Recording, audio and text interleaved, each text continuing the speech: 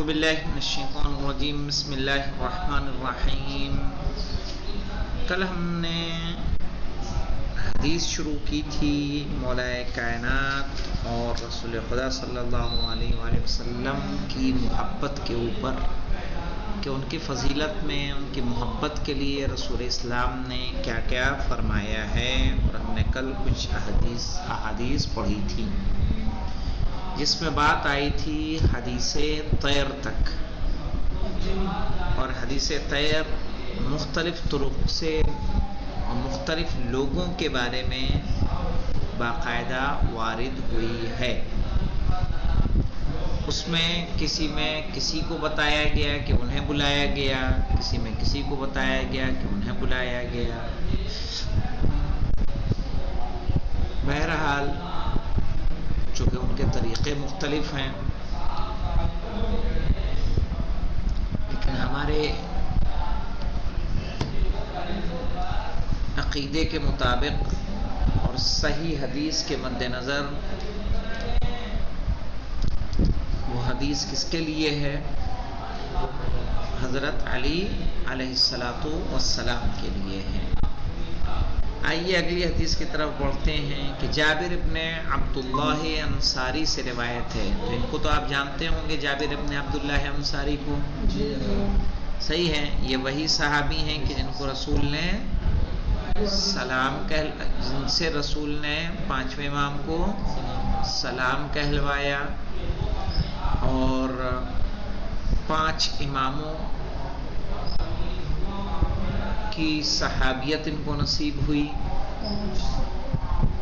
امام حسین علیہ السلام کے پہلے زائر قرار پائے، اور انہی سے حدیث قصہ بھی مروی ہے. تو جابر ابن عبداللہ انصاری سے روایت ہے کہ پیغمبر اکرم صلی اللہ علیہ وآلہ وسلم نے حضرت علی علیہ السلام کے بارے میں آپ سے یہ فرمایا، اِنَّهُ أَوَّلَكُمْ ایمانًا. یہ حدیث کس سے فرما رہا ہے رسول اسلام؟ جناب جابر سے. ہاں سمجھ گئے؟ جابر بن عبداللہ انصاری سے روایت ہے کہ پیغمبر اکرم نے حضرت علی علیہ السلام کے بارے میں آپ سے یہ فرمایا. تو جناب جابر سے بتایا ہے کس کے بارے میں؟ مولا کائنات کے بارے میں. کہا انہو اولکم ایمانا، کہ بے شک وہ تم میں سب سے پہلے ایمان لانے والے ہیں. معی، میرے ساتھ.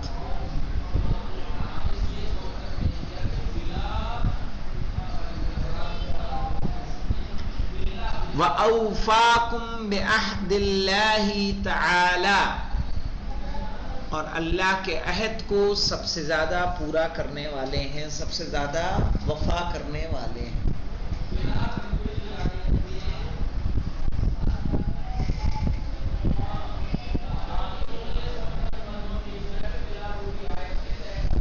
وَأَقْوَمَكُمْ بِأَمْرِ اللَّهِ، اور اللہ کے حکم کو سب سے زیادہ انجام دینے والے ہیں.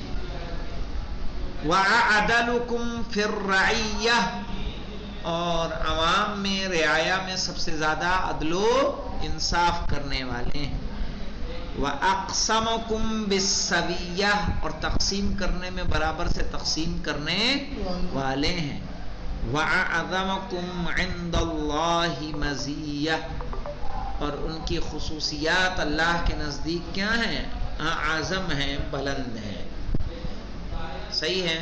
اس کا ترجمہ نیچے دیا ہوا ہے کہ علی تم لوگوں میں سب سے پہلے میرے ساتھ ایمان لانے والے، ایک خصوصیت.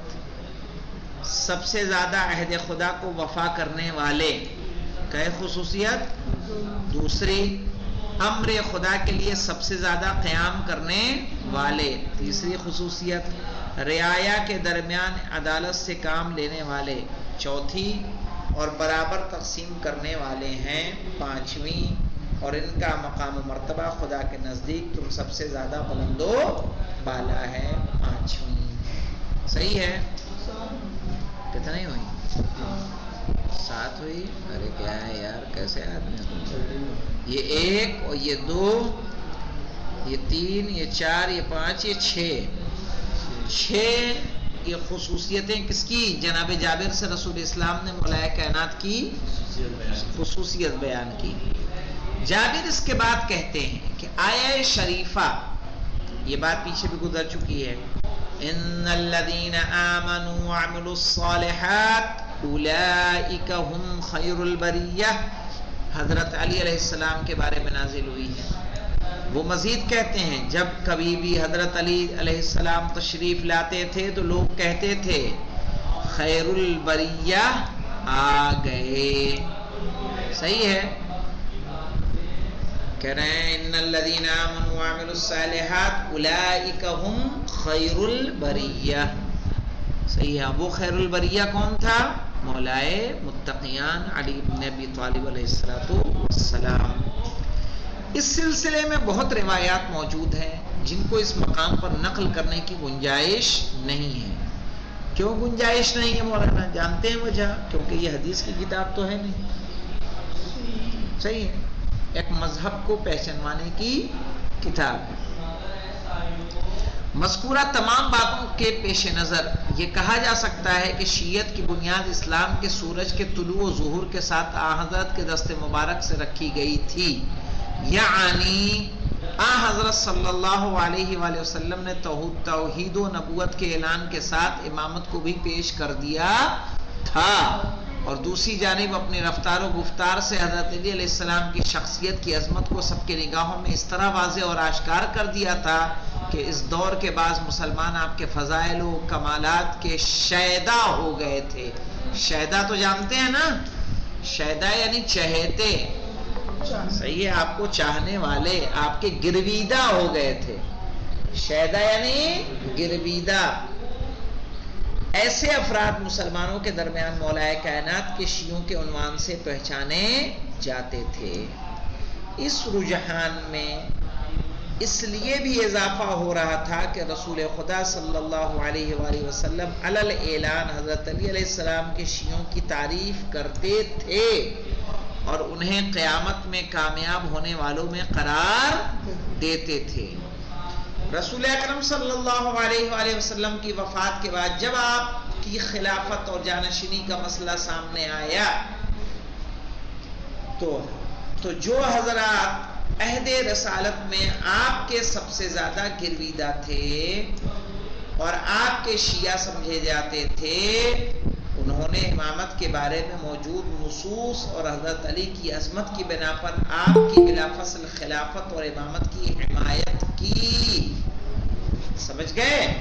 یعنی اس سقیفہ کے بعد بھی آپ کی حمایت بند نہیں ہوئی، اور یہ لوگ دوسروں کی حکومت و خلافت کو ناحق سمجھتے تھے، اگرچہ انہوں نے اپنے مولا کی پیروی اور اسلام و مسلمین کے مصلحتوں کے تحت صبر و تحمل سے کام لیا اور رواداری کا راستہ اپنایا۔ صحیح ہے،